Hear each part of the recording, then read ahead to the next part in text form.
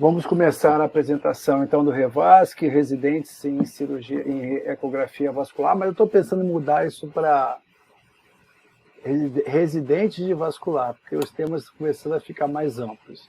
Então, quem vai apresentar hoje é a doutora Paloma Carine Araújo da Silva. Ela é residente de segundo ano de cirurgia vascular do INIP, cirurgiã geral pelo Hospital Barão de Lucena e se graduou em medicina pela Universidade de Pernambuco.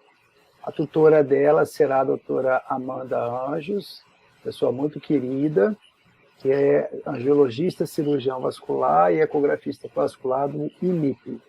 Então, o tema de hoje vai ser vigilância de revascularizações de membros inferiores, e quem vai apresentar, então, a doutora Paloma, vai nos brindar com todo esse conhecimento que ela está solidificando ao longo da sua residência. Paloma, é o seguinte, como é que nós vamos fazer aqui? Você vai apresentar a sua aula, se a Amanda conseguir, ela vai fazer as considerações dela, que ela está com um problema com o nenê, né? E, de qualquer maneira, no final também vou fazer algumas considerações, e o pessoal que está na assistência aqui, por favor, fique à vontade para colocar pergunta no chat, que fica aqui no canto inferior direito da tela, e depois eu vou fazendo as perguntas para a Paloma, para ela responder, e a Amanda ajudando também ao final do evento. Todo seu, eu vou apagar minha tela aqui, vou apagar meu microfone para ver se diminui um pouco esse ruído, e até o final. Tá. Boa noite a todos, meu nome é Paloma, eu sou médica residente do segundo ano de cirurgia vascular do INIP, médica cirurgiã geral pelo Hospital Barão de Lucena. Tive como orientadora desse projeto a doutora Amanda Anjos, nossa preceptora de cirurgia vascular aqui no INIP, e cirurgia vascular pelo Hospital Barão de Lucena, como também orientador e idealizador desse projeto, o Dr. Robson Miranda. E hoje, como apresentado, nós vamos falar um pouco sobre a vigilância das revascularizações nos membros inferiores. A revascularização dos membros inferiores, ela consiste na principal cirurgia arterial do cirurgião vascular. E assim como a cirurgia de aorta, ela só foi possível a partir do desenvolvimento dos enxertos vasculares. Esses são utilizados para reparo de aneurismas, bypass por doenças oclusivas, em situações de trauma, reconstruções de cirurgias oncológicas, também para acessos de hemodiálise, ou no caso de uma falha de uma tentativa de um tratamento endovascular. Os enxertos eles são classificados em enxertos sintéticos ou enxertos biológicos. Os biológicos, por sua vez, podem ser autólogos, considerados de primeira escolha para a maioria das cirurgias, mas ainda houve estudos com enxertos homólogos, aqueles obtidos da mesma espécie, ou até heterólogos de outra espécie, que a gente ainda utiliza, por exemplo, como pericárdio bovino. Em 1898, Luke foi quem utilizou o primeiro enxerto venoso para uma cirurgia de artéria carótida, e só em 1948 que Cullen foi quem introduziu os princípios do bypass, utilizando enxertos longos da veia safena magna. Porém, ela tem restrições, sendo utilizadas apenas para cirurgias de médio e pequenos vasos, não podendo ser utilizado, por exemplo, para cirurgias de aorta. Em 1952, Burris foi quem introduziu os conceitos de enxertos artificiais, e em 1955, Edwards introduziu a prótese de nylon. A partir daí surgiram outros materiais para a confecção desses enxertos vasculares, como o Orlon, o Teflon, e em 1957 o Dacron, que a gente ainda utiliza bastante hoje.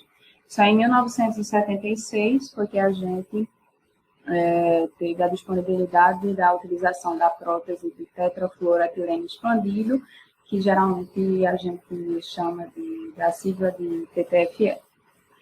Para a gente utilizar qualquer conduto, entre eles os condutos arteriais, eles precisam estar dentro de alguns padrões e propriedades para que possa ser útil nessa cirurgia. Algumas propriedades são aqui citadas, como a biocompatibilidade, os enxertos precisam ser fisicamente resistentes e duráveis, passíveis de esterilização e estocável, ser resistente à infecção, que é um dos principais vilões do enxerto sintético, precisa apresentar porosidade, bem como uma complacência baixa, elasticidade e plasticidade, de forma a não formação de quíquenes, principalmente quando a gente fala em cirurgias que são bypass em regiões de articulação, envolvem regiões de articulação, o menos trombogênica possível e também impermeável. Quais são os principais enxertos vasculares que nós utilizamos hoje, os seus principais achados de ultrassom? A veia safena, ela constitui o principal enxerto biológico que a gente vem a utilizar, ela é preferível em relação aos outros enxertos e é utilizada para reconstruções abertas, porém tem a limitação, como falei anteriormente, para vasos de médio e pequeno calibre, não sendo utilizada em vasos de grande calibre, como por exemplo no eixo aorto-ilíaco. No aspecto de ultrassom, a veia é evidenciada na primeira imagem à direita, ela possui uma parede lisa e contínua, aí é evidenciado com um colo no seu interior. Pode haver estenose nesses enxertos, resultantes da presença das válvulas dessas veias, nas regiões também de anastomoses e os locais de reparo, por isso que temos que ter bastante cuidado na manipulação da veia durante a realização da cirurgia. Outras veias que podem ser utilizadas como opção, a veia safena, na disponibilidade da mesma no paciente, temos a veia safena parva, a veia cefálica e a veia basílica. Das próteses sintéticas, o que mais utilizamos são o PTFE e o Dacron. São utilizados e propiciaram a revascularização aorto-ilíaca e também utilizada no fêmur poplíteo, porém, apresentam resultados desanimadores quando utilizados no território intragenicular. No aspecto do ultrassom, a prótese de Dacron é mostrada aí na figura B, tem essa parede com aspecto corrugado e ecogênico, e embaixo a prótese de PTFE. À esquerda temos o PTFE anelado e à direita o PTFE sem os anéis. Ela é caracterizada por essa dupla camada hipoecóica, uma linha hipoecóica entre essa dupla parede ecogênica do PTFE. Os stents, por sua vez, que também a gente vai falar mais na frente, nas vigilâncias após procedimento, é utilizado com o advento da angioplastia, tratamento sem a necessidade de uma cirurgia aberta. O principal material utilizado hoje é o nitrotitânio, que é o nitinol, mostrado na primeira figura à direita, temos uma imagem desse stent. Eles podem apresentar várias características, né, expansíveis por balão, autoexpansíveis, revestidos ou não, e seu aspecto ultrassom é evidenciado na figura inferior, que tem uma borda hiperecóica compatível com uma malha cruzada. Nesse slide, nós vemos um vídeo mostrando esse aspecto do stent no modo B. Porém, os enxertos vasculares não estão isentos de complicações. Essas complicações podem ser divididas em complicações agudas ou crônicas. Entre as complicações agudas podemos destacar o sangramento, que pode ocorrer nas próprias linhas de sutura, nos orifícios da prótese ou dos ramos da veia, ou que pode ocorrer na própria malha, no próprio tecido, principalmente na prótese de Dacron, que apresenta uma porosidade maior. E o nosso grande vilão e mais temido, as tromboses, que podem ocorrer de forma aguda e precoce nos primeiros 30 dias, geralmente resultante de um erro técnico ou alterações na coagulação inadequada, ou trombofilias, ou então paciente com baixo débito cardíaco. À direita, na primeira imagem, nós vemos uma prótese de PTFE, com bordas duplas e hipoecóicas e o modo collar no seu interior, evidenciando o fluxo, e ao redor essa imagem hipoecóica compatível com hematoma.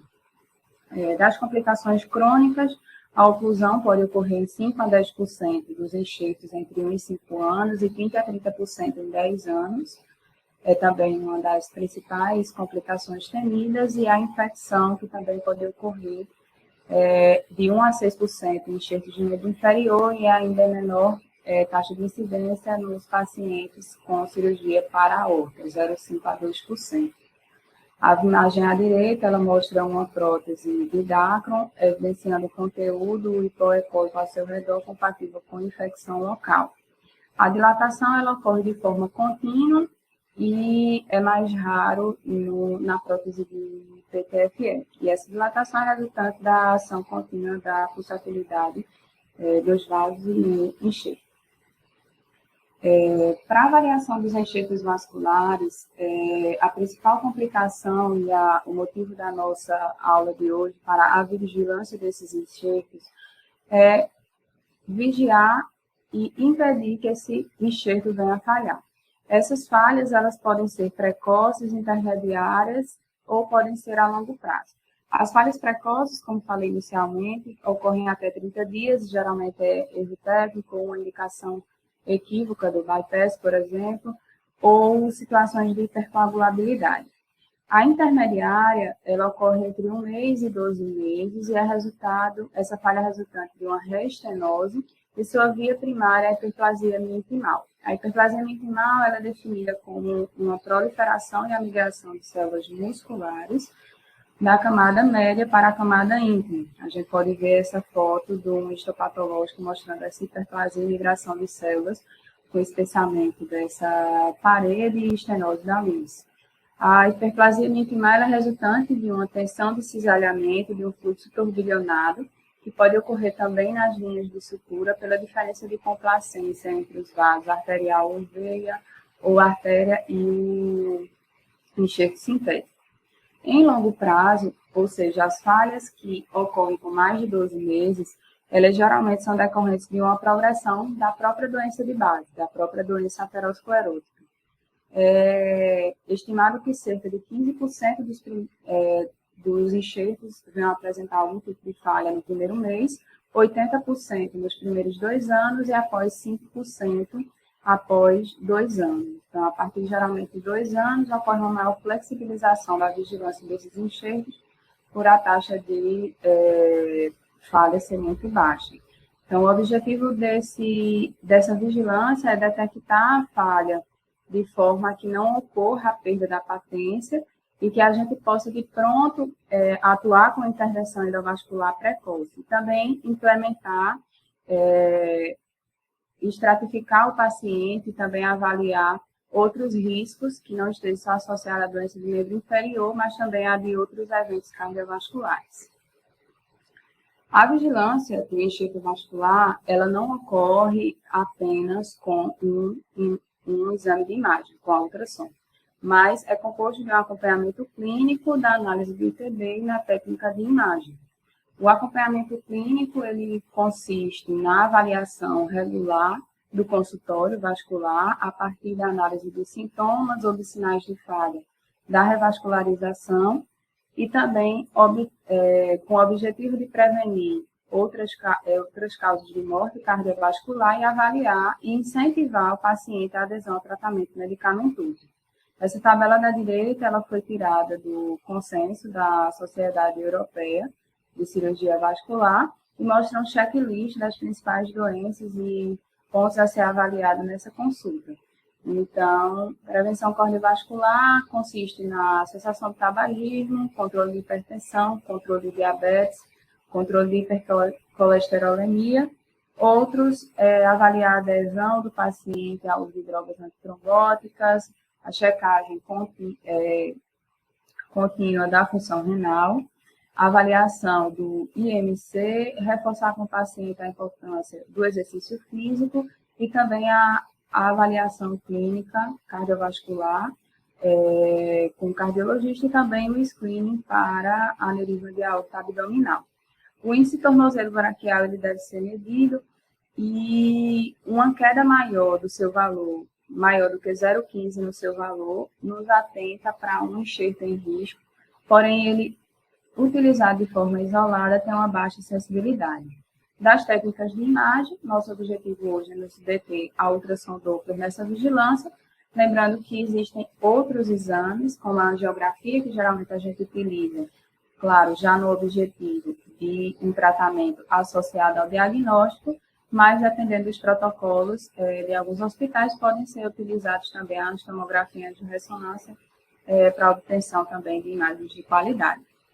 O ultrassom, ele é utilizado na doença arterial obstrutiva periférica para o seu rastreamento, para o diagnóstico, para o segmento, mas também pode ser utilizado no controle do seu tratamento. O paciente, sobre a técnica do exame do ultrassom, o paciente não necessita de um preparo prévio à realização do exame. A posição do paciente o exame é realizado com o paciente em decúbito dorsal e a perna semifletida com uma rotação lateral. Pela superficialidade dos vasos, a gente utiliza transdutores lineares de alta frequência ou a necessidade de média frequência, a depender de uma maior quantidade de tecido adiposo. Os vasos, eles devem ser, pela técnica, avaliados tanto no modo B, quanto no modo COE, no modo Doppler, em cortes transversais e longitudinais, avaliando toda a árvore arterial. Aqui, os principais posicionamentos da região do tubo, para avaliar desde a região inguinal, onde nós temos a avaliação da parte distal da ilíaca externa, artéria femoral comum e a sua bifurcação em femoral superficial e femoral profunda. No decorrer da parte distais da perna, ele também evidencia na primeira linha a avaliação da artéria tibial anterior, que fica localizada na face lateral e anterior da perna, e na segunda linha e na terceira linha a avaliação da artéria tibial posterior. Geralmente, quando a gente vai aprender, né, a técnica no curso, geralmente é mais fácil, mais didático o início dessa avaliação de distal para proximal.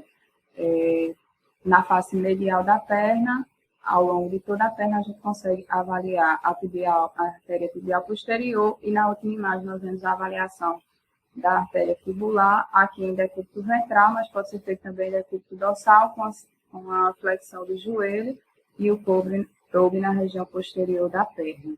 Aqui a posicionamento para avaliação da artéria dorsal do pé, a artéria plantar, tanto no transverso quanto no longitudinal, e das artérias plantares na última linha. Então, a técnica do exame, protocolo para o segmento pós-tratamento, tanto endovascular quanto a utilização do enxerto, a gente vê nas figuras à direita. Para o tratamento endovascular, no acompanhamento com ultrassom, você deve avaliar, como já dito, desde a artéria femoral comum até as artérias distais, e nas regiões em que foram realizadas a angioplastia, na última imagem nós vemos 3 pontos a ser avaliados, A, B e C, que consiste na artéria pré, a região da placa angioplastada, B, a região da placa, a região definitivamente tratada, e a C, as características do fluxo na região pós-angioplastia. Isso serve como uma análise comparativa futura e também pode ser utilizada tanto para uma comparação de pré-tratamento com pós-tratamento, como pós-tratamento imediato, que, como nós vimos, a indicação será de realização em até 1 mês, para comparações futuras de uma possível restenose. Na vigilância de tratamentos com enxerto, você deve avaliar desde a artéria doadora, lá proximal, a anastomose proximal, a avaliação de todo o corpo do enxerto, em toda a sua extensão, a anastomose distal e a avaliação da artéria receptora, bem como distal a região da artéria receptora. Na primeira e na segunda imagem, nós temos o exemplo de um enxerto femoropoclíqueo, na primeira imagem com V, na segunda imagem com uma PTFE anelada. A sequência do exame consiste no modo B, em cortes transversais, desde a artéria doadora até a artéria receptora. Depois, a avaliação do modo Collor no longitudinal, em que a gente vai procurar a identificação de regiões de aliasing, ou seja, de fluxo turbulento, para a avaliação de velocidade fixa histórica e a forma da onda, procurando, então, locais de estenose. A análise espectral, seguida a análise da cor, deve ser feita no corte longitudinal para medida de velocidade de fluxo histórico, índice de pulsatilidade, índice de resistência, e o funil dele indica que seja avaliado cerca de 5 centímetros proximal aonde inicia a anastomose proximal do enxerto, em 3 a 5 locais do corpo do enxerto e na artéria receptora. Para o tratamento endovascular, desde a artéria femoral até a parte distal, sempre avaliando a região antes da placa, a região angioplastada e pós a placa. Quais são, então, as características que a gente pode comparar para dizer se esse tratamento foi bem sucedido ou não? O funil ele traz os valores que a gente tem como objetivo obter no aumento e no formato da onda, no aumento da velocidade pico sistólica e do índice de pulsatilidade, o formato da onda para os diferentes segmentos, aorto ilíaco, fêmur poplíteo e infrapatelar. Dependendo do segmento, um aumento de 60%, 80% ou 100%, sempre no objetivo de que seja obtida uma onda de fluxo multifásico. Na segunda tabela, ele traz o que seriam as alterações esperadas no caso de um enxerto que esteja em falência. Então, o paciente que apresenta um enxerto, depois já de um acompanhamento em 3, 6 meses, apresenta um decréscimo em 50%, em 60% da velocidade de pico sistólico, já é considerado um enxerto em falha. Isso também tem seus valores estabelecidos para o índice de pulsatilidade e o formato da onda monofásica. Na imagem abaixo, eu trouxe um exemplo de uma revascularização da artéria poplítea com enxerto femoropoplíteo. Na primeira imagem, nós temos uma onda de fluxo monofásico com a velocidade de pico sistólica reduzida a 17,7 cm por segundo e à direita, após revascularização, uma onda de acelerada, de alta resistência e com a velocidade de pico sistólico 4 vezes maior do que a obtida pré-tratamento.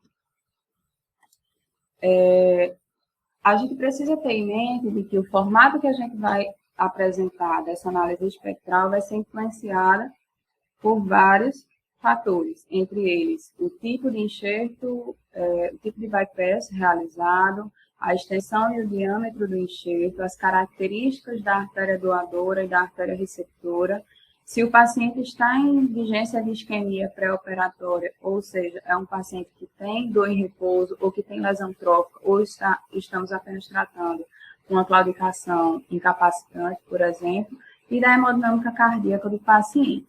No Doppler espectral, inicialmente, para um bypass logo no pós-operatório imediato, nós podemos evidenciar no enxerto uma baixa resistência diante de um paciente, por exemplo, que apresenta um grau de isquemia, e aí, pela vasodilatação, esse paciente pode apresentar um índice de vasoresistência. Geralmente, quando ocorre a cicatrização da ferida, nós podemos encontrar um fluxo trifásico nesse enxerto, e se ele voltar a ter uma baixa resistência, já nos alerta de uma alteração na característica do enxerto, que pode ser resultante de uma estenose hemodinamicamente significativa. À direita, nós temos a avaliação de um enxerto femorotibial, com essa característica da onda multifásica, e a janela, e a presença da janela sistólica, que é compatível com o fluxo laminar do enxerto prévio e com boas características.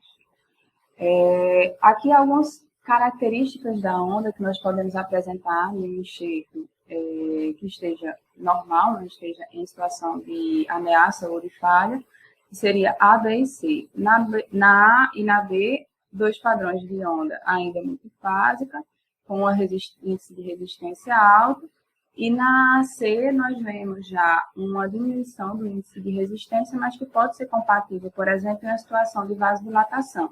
Então, um paciente, por exemplo, que esteja ainda em vigência de um quadro de isquemia distal em recuperação.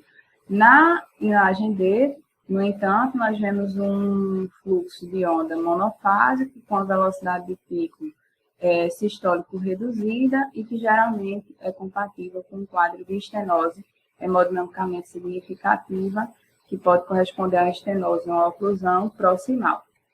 Aqui é um exemplo que eu tirei do Fanilda, ele traz esse exemplo de uma anastomose com um enxerto de veia autóloga. Na primeira imagem, nós vemos uma região de aliase, e na imagem B, em asterístico, ele evidencia um aumento de pico sistólico, e esse aliase resultante de uma válvula retida, provocando essa diminuição do índice de resistência e uma velocidade de pico sistólico aumentada compatível com estenose. Na C, vemos outra região, agora de hiperplasia intimal, também provocando estenose, e na análise espectral um fluxo turbulento com a velocidade de pico sistólico aumentada, e, consequentemente, na artéria distal, temos a imagem B, uma velocidade de pico sistólico reduzida, de 15,5, com uma onda de padrão monofásico e de índice de resistência baixo. Aqui eu trouxe imagens de avaliação do Doppler para o uso do stent. Na primeira imagem, temos a avaliação no modo Color, com a presença de um aliasing, resultante de um turbilhonamento do fluxo em uma região de estenose. Na imagem do meio, temos uma avaliação de um Doppler espectral normal para um stent que não apresenta estenose hemodinamicamente significativa no padrão de onda multifásico com a velocidade de pico sistólico de 125. E à direita, a alteração desse padrão de onda resultante de hiperplasia miointimal evidenciado no asterístico, na região distal de um stent, mostrado na seta maior, e essa velocidade de pico sistólico com aumento para 199 centímetros por segundo e uma alteração do padrão de onda. Esse aqui é um vídeo que mostra também um padrão trifásico na obtenção do módulo espectral para um stent que está sem estenose hemodinamicamente significativas. Quando vamos para a análise da literatura, ele vai avaliar as patências do enxertos e da angioplastia desses pacientes que foram revascularizados.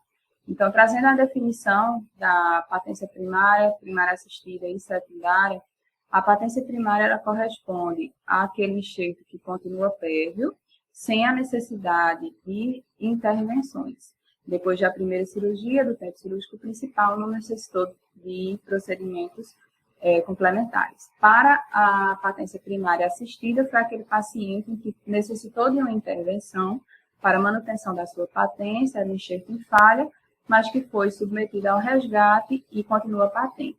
E a patência secundária é aquela patência que é obtida através de um resgate de um enxerto ocluído, e sua patência, então, foi restaurada. Os protocolos de vigilância, eles resultaram nas seguintes taxas de perviedade em um ano para os enxertos vasculares. A primária de 61%, uma primária assistida de 77% e uma secundária de 80%. Porém, a vigilância com a utilização do ultrassom, embora ela defendida e utilizada na prática, ela não é baseada em evidências clínicas de base forte, estudos de qualidade, mas com evidências clínicas ainda conflitantes. Para avaliação da revascularização infrainguinal para um bypass com utilização de veia autóloga, de enxerto biológico, o enxerto normal ele tem que apresentar uma velocidade de fluxo superior a 45 cm por segundo, e a seu padrão de onda de fluxo sendo de baixa resistência. As alterações que podem nos alertar para um enxerto em ameaça são um aumento focal da velocidade do pico sistólico, uma alteração da razão de velocidade de pico que é calculada através da velocidade de pico sistólico no local da estenose, dividido pela velocidade de pico sistólico em uma região do enxerto proximal à região doente.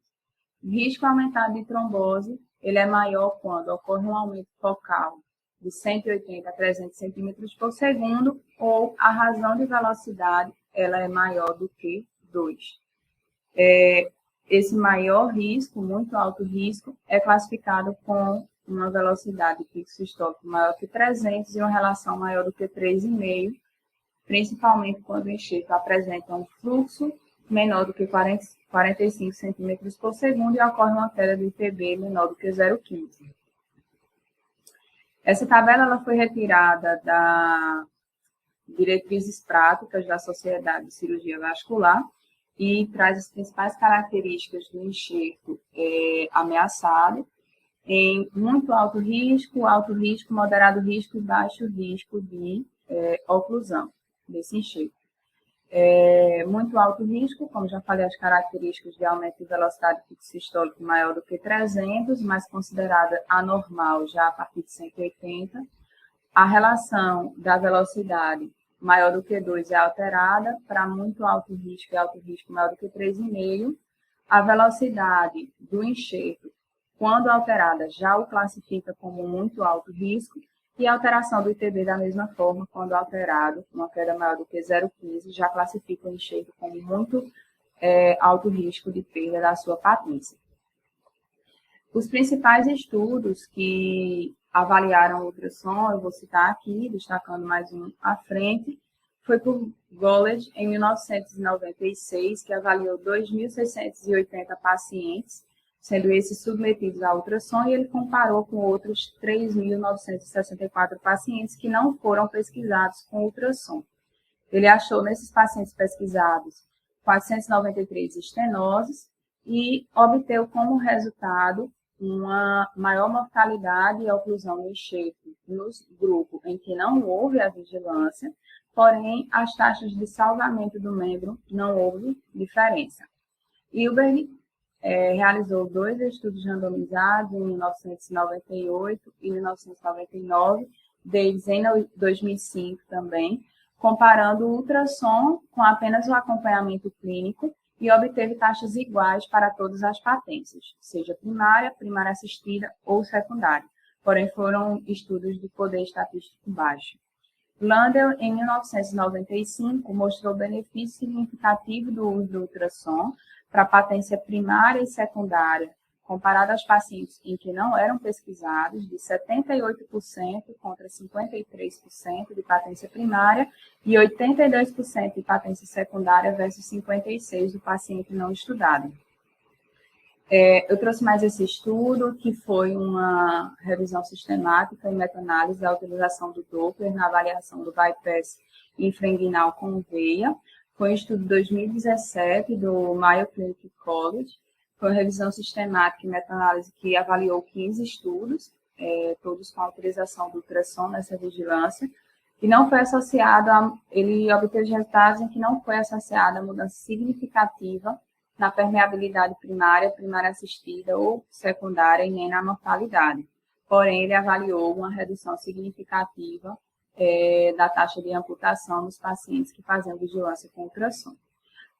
A base de evidências que apoiam o uso do ultrassom como vigilância, como falei anteriormente, são estudos de baixa qualidade, porém, quando a gente considera intervenções precoces e a utilização do ultrassom como uma técnica não invasiva de baixo custo e, de certa forma, muito disponível, pode ser incorporado, sim, e é incorporado aos protocolos de vigilância de enxerto para a veia. Para revascularização com uso de prótese, a vigilância não foi eficaz nos estudos na previsão de fracasso do enxerto. Os estudos retrospectivos não sugeriram a utilidade do ultrassom na identificação dos enxertos em risco, porém a sugestão de que a análise da velocidade do fluxo, estando baixa no enxerto com prótese, ele pode prever uma falha e apoiar o uso de anticoagulantes nesses pacientes, ou até outra intervenção. Para agora a análise endovascular, na vigilância endovascular da revascularização, nós temos esse procedimento cada vez mais sendo utilizado, muitos defendem o endovascular first, né, a utilização inicial do tratamento endovascular, reservando a cirurgia aberta para os pacientes em que não foi possível o seu tratamento pela técnica endovascular, e aí vem uma gama de material que vem cada vez mais sendo desenvolvidos, que vai desde a realização de angioplastia com balão simples até a utilização de stent, com a necessidade de stents autoexpansíveis, expansíveis por balão, recobertos ou não, farmacológicos ou não. A limitação do procedimento endovascular constitui nas reestenoses de segmentos tratados. ela é definida como a estenose maior do que 50% no diâmetro da luz ou maior do que 75% quando você considera a área seccional do vaso. Quando você angioplasta, quando você literalmente esmaga a placa na parede do vaso, quando você insufla o balão para angioplastia, isso gera uma resposta inflamatória e ocorre a migração, proliferação de células musculares da camada média para a íntima, que a gente já definiu, da hiperplasia intimal. Então, os critérios para a gente avaliar a reestenose de alto grau no paciente submetido a tratamento endovascular foi extrapolado de estudos com artérias nativas e estenoses de enxerto venoso, que é considerada a velocidade pico sistólica maior do que 300 cm por segundo, ou a relação maior do que 3,5. Os estudos obtiveram que velocidade de pico sistólico maior do que 190 e a relação maior do que 1,5 estavam relacionadas com estenose maior do que 50%, e velocidade de pico sistólico maior do que 275 e a relação maior do que 3,5 geralmente estavam associadas a estenoses maiores do que 80%. Os estudos que obtiveram esses valores estavam associados a sensibilidade e especificidade maior do que 80%. A patência após a primeira reestenose, ela é mais curta e reintervenções são frequentes. Então, quando você faz a primeira angioplastia e o paciente faz uma reestenose, geralmente esse gap de tempo é o maior que ele vai obter. E nas próximas reintervenções, é possível que o paciente apresente esse gap de tempo ainda menor. Para a revascularização infrainguinal, ainda falando da técnica endovascular, é orientado que o paciente seja submetido a ultrassom no primeiro mês, todos os pacientes tratados por essa técnica, para que você utilize como base para presença de estenoses residuais e reestenoses futuras. Os estudos mostraram uma alta taxa de permeabilidade primária assistida, mas com a vigilância do ultrassom não ficou claro a necessidade de reintervenção em paciente assintomático.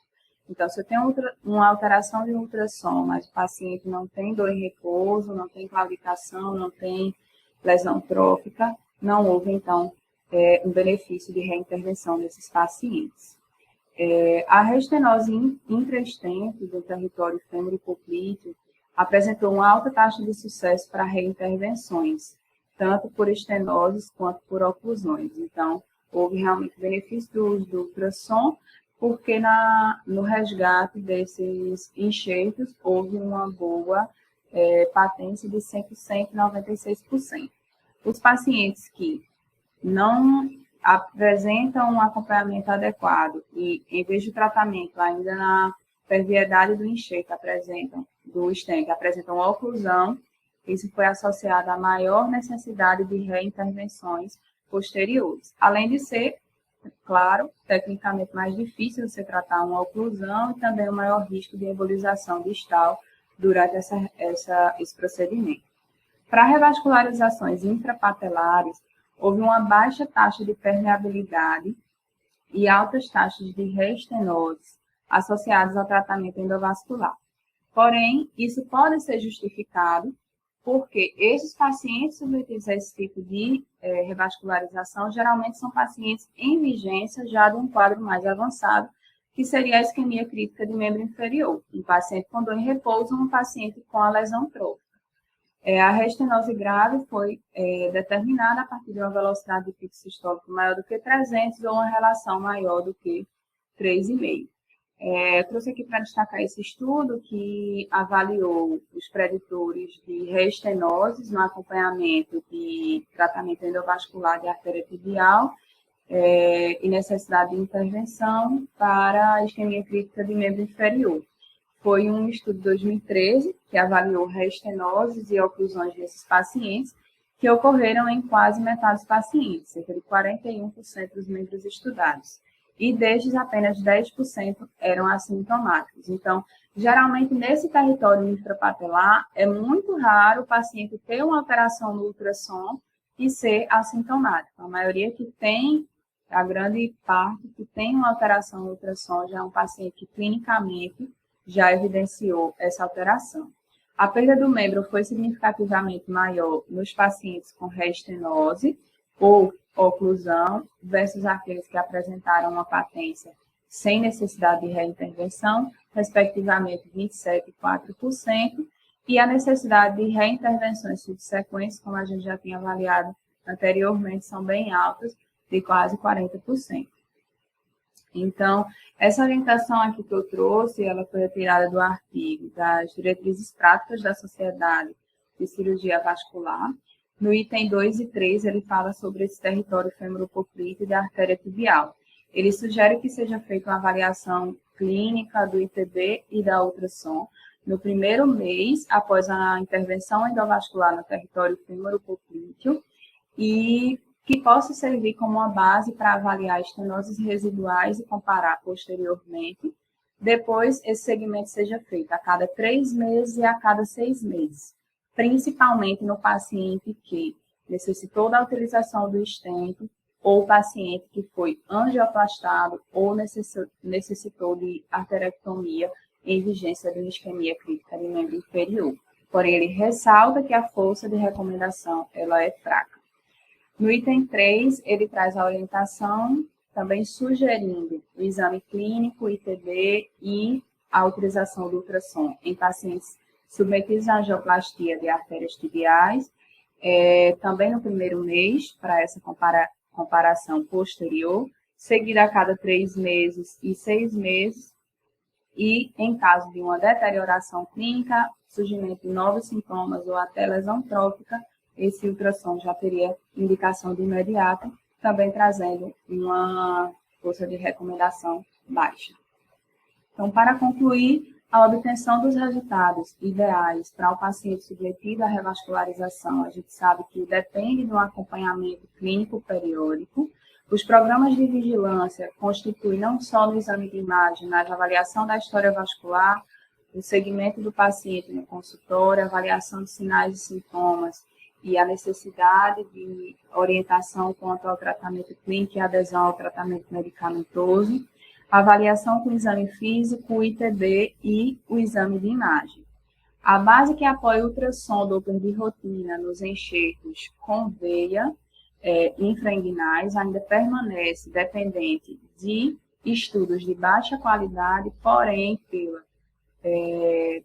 na prática clínica ser utilizado com maior disponibilidade e possibilitar uma intervenção precoce, sua natureza não invasiva e ser de baixo custo, o ultrassom tem sido, sim, incorporado aos protocolos de vigilância de enxertos venosos de membro inferior. Para pacientes submetidos à intervenção endovascular, seria orientado a ultrassom no primeiro mês, servindo como base comparativa posterior, tanto para estenoses residuais como evolução e progressão da doença. E para o território das artérias tibiais e infrapatelares, a eficácia de reintervenção com achados apenas do ultrassom, mas no paciente com estabilidade clínica não foi estabelecido. Então, para esse território, o exame físico e o ITB foram os melhores fornecedores de dados. Desde já, eu quero agradecer aqui a oportunidade. Estou aberta a perguntas.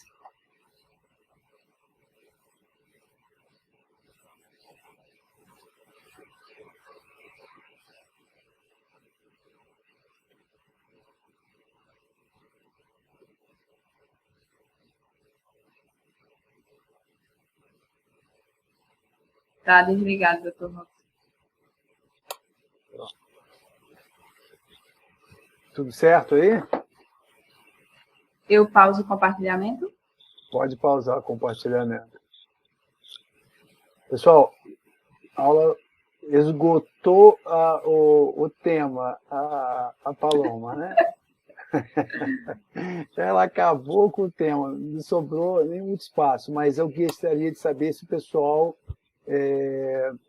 tem alguma pergunta para fazer para a Paloma. A aula foi muito boa, elogios mil aqui, e eu queria primeiro ver quem tem alguma pergunta para fazer, porque eu tinha alguns comentários também. Então vamos... Eu acho que a Amanda, ela entrou, mas acho que está difícil para ela hoje, viu, Paloma? Ela entrou, mas saiu. Bom, então vamos lá. Eu queria fazer algumas observações aí com relação à aula da Paloma, algumas considerações mais por experiência prática do que... Porque a literatura a Paloma já esgotou mesmo aí. Uma coisa muito importante com relação a enxertos, derivações em geral e angioplastias é a necessidade do segmento. Então, ao mesmo tempo que nós temos evidências fracas quanto à validade do uso intensivo e frequente da vigilância ultrassonográfica para as derivações e angioplastias, por outro lado, um segmento desses procedimentos de forma isolada no tempo, ela é muito complicado. Então, a grande vantagem que a gente obtém de informações a partir de uma revascularização, da vigilância de uma revascularização, é obtido a partir do segmento desses pacientes. Então, nada pior do que chegar lá no seu laboratório de Doppler, um paciente que tem um pedido de Doppler arterial de membros inferiores e que você vai ver, na verdade, um segmento de um enxerto ou uma angioplastia, que o paciente não sabe exatamente qual é, o colega não colocou no pedido, mal se sabe quando foi feito, e um exame de segmento de cada serviço, né? Então, a gente sabe que é um exame que é muito sensível a alterações de angulação, extensão, tudo isso influencia, né? Então, por exemplo, um enxerto curto, ele tende a ter velocidades mais altas, de uma forma genérica, tá, gente? Os enxertos mais longos tendem a ter velocidades mais baixas. Então, se a gente não corrigir adequadamente o ângulo, se não usarmos a melhor técnica possível, escolher os lugares adequados para medir, no caso de um exame completamente normal, pode haver muita disparidade entre um exame e outro, e isso causar alguma confusão, e na dúvida, acaba que o paciente pode evoluir para a necessidade de um outro exame mais invasivo, com contraste. Então, assim, o mais importante é que, para nós, principalmente quem trabalha em serviço universitário, no qual a maioria dos procedimentos são realizados, orientados pelos assistentes, mas realizados pelos residentes, eu acho que a vigilância tem o seu lugar e a sua importância, né? Eu costumo falar que vigilância de Doppler de enxerto é um exame que depende muito da competência de quem faz, porque muito da conduta que vai ser dada para aquele paciente está no que você encontra naquele exame. Muitas vezes, mais importante do que você descrever o exame é descrever o que deve ser feito a partir daquele exame. Então, todos esses projetos de tentar enquadrar, fazer trimestral no primeiro ano, fazer semestral no segundo ano, depois anual, ou não seguir, ele tem as suas peculiaridades. Então, por exemplo, o paciente fez um enxerto fêmuro-poplíteo infra. Ele, antes da alta, faz um exame que a gente chama de tempo zero, né? Aquele exame basal. Aí esse paciente volta daqui a 3 meses. Nesse primeiro exame, você nota uma diferença de velocidade na anastomose proximal, por exemplo, que você não tinha detectado no primeiro exame. Isso não te deixa tranquilo para você deixar o paciente mais 3 meses sem fazer o exame. Então, nesses casos, quando a gente nota que alguma coisa está instável ou não está evoluindo de uma forma adequada, faz com que a gente faça um negócio que a gente chama de vigilância intensiva. Você coloca esse paciente com um tempo menor de acompanhamento, e a partir desse tempo menor de acompanhamento, você vai perceber se essa lesão estabilizou, e ele vai ficar com aquela nova velocidade durante muito tempo, ou se ela piorou e vai comprometer o corpo do enxerto. Então, a gente não pode amarrar esses protocolos de uma forma engessada. Ele tem que ser flexível de acordo com os achados. Um outro exemplo, pacientes que você faz enxerto fêmuro-poplíteo supra com VSA adequada é uma coisa. Paciente que você faz um fêmur pedioso é outra doença, é outro procedimento. Então, esses pacientes com enxertos podais, no nível do pé, eles exigem muito mais atenção, muito mais cuidado, porque são muito mais válvulas na veia safena que podem ter ficado parcialmente rompidas, podem ser lesões parietais na veia que não foram detectadas no mapeamento pré-operatório e que você surpreende no pós-operatório e assim por diante. Então, cada enxerto tem suas características. Com relação à angioplastia, pior ainda, porque a angioplastia, o que acontece? Você começa, vamos pegar só o segmento femoropoplítico, que é o mais complicado. Você tem inicialmente um stent que pode ter 5 centímetros de extensão, você pode ter um stent que tem 20 centímetros de extensão. Esse paciente ele pode ter sido angioplastado por uma oclusão da femoral superficial ou por uma ou várias estenoses da femoral superficial. Ele pode usar um stent de nitinol, agora praticamente já não tem mais stents de aço para essa região, mas de qualquer maneira você tem desenhos do stent diferentes. Então, tudo isso vai interferir no que você vai encontrar. E quase que é um critério para cada paciente. A gente tem vários desses critérios que vêm sendo publicados. A grande dificuldade é justamente pela grande variabilidade de materiais, extensões e lesões. Então, por isso que a gente não consegue umas definições adequadas de critérios velocimétricos, que eu acho, diga-se de passagem, muito comprometedor quando é ponto isolado no tempo. Então, um exame com um aumento de velocidade ao longo do tempo, seja para derivações, seja para angioplastias, ele é muito complicado de você tomar uma decisão. E aí, só para a gente terminar esses comentários, volta 2 pontinhos que eu queria chamar a atenção para vocês. Primeiro é a tal da velocidade de 45 centímetros por segundo. Isso é uma situação que foi implantada lá na década de 90, praticamente, um estudo que demonstrou que esses pacientes, quando tinham a VPS abaixo de 45 centímetros por segundo, ele poderia ser considerado um enxerto em risco, só que a gente tem que tomar muito cuidado com isso. Se você tiver o paciente, aquele segmento com a velocidade baixa, isolado, com um ângulo não muito adequado para medir a velocidade, talvez você não precise considerar esses 45. Agora, esses 45 centímetros por segundo, eles estão associados com uma onda desacelerada, um enxerto de baixa resistência. Ela não é um ponto isolado, esses 45 centímetros por segundo, mas uma extensão longa com velocidade muito baixa. E isso sim é interessante. Tem um trabalho que ele praticamente não é citado em lugar nenhum, mas que eu li isso também há muito tempo atrás. Uma colega, uma doutora de serviço americana, ela definiu uma situação que ela sugeriu que quando o enxerto tiver uma velocidade sistólica média abaixo de 50 centímetros por segundo, você deve procurar por lesões adicionais. E isso eu uso até hoje. Então, o meu laudo hoje de Doppler, de enxertos, de derivações, ele tem lá velocidade pico sistólica média de tanto. Se aquela velocidade dá abaixo de 50 centímetros por segundo, eu tenho que procurar ou na artéria doadora, ou na artéria receptora, ou nas anastomoses, e obviamente no corpo do enxerto, se há alguma alteração.